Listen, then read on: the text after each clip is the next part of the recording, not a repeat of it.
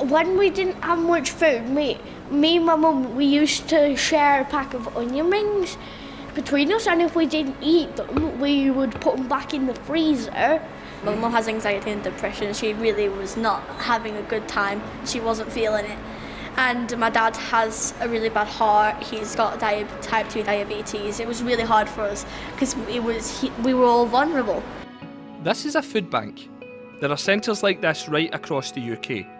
Food banks provide food parcels to families who may be experiencing hard times and are unable to buy enough food. A food bank is where people come when they, for whatever reason, haven't got enough money to afford their own food. So they come to the food bank and we provide them with an emergency 3 or 5 day package of food of sort of non-perishable things, so tins and juice and long life milk and things like that. We had parcels at the beginning of lockdown. I felt happy because everybody was fed, but I kind of felt a bit weird because sometimes my parents don't eat and my brother and me eat.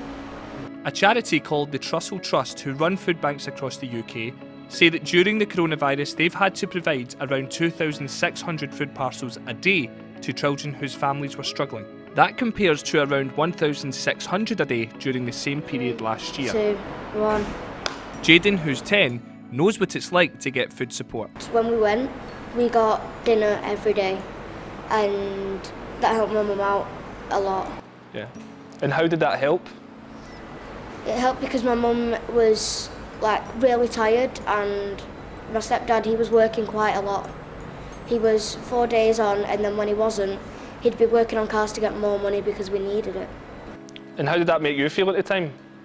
It made me feel like someone is out there that actually cares. Really?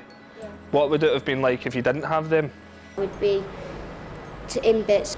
My mum would be crying or she'd be really upset. Marcus Rashford has been campaigning for food in the holidays. The Prime Minister Boris Johnson has now told Marcus Rashford that he will be providing more than £400 million to support families like Jaden's around the Christmas holidays. Theresa Coffey, the Government Minister for Work and Pensions, said, "We want to make sure vulnerable people are cared for throughout this difficult time, and above all, no one should go hungry or be unable to pay their bills this winter." It's a really great step in the right direction, and it will definitely help families with children over this winter period. But we also need to make sure that families with children have money all year round. And that's how, the way we do that is by ensuring that the money that we get from the government through our benefit system, which is the way we support families on low incomes, is enough to ensure that everyone has enough money to be able to afford the essentials. So we're asking the government to make sure that that fund is also topped up to ensure that people have enough money. There you go. Hey Jaden, how are you? I'm alright. I've caught up with Jaden to see what he thinks.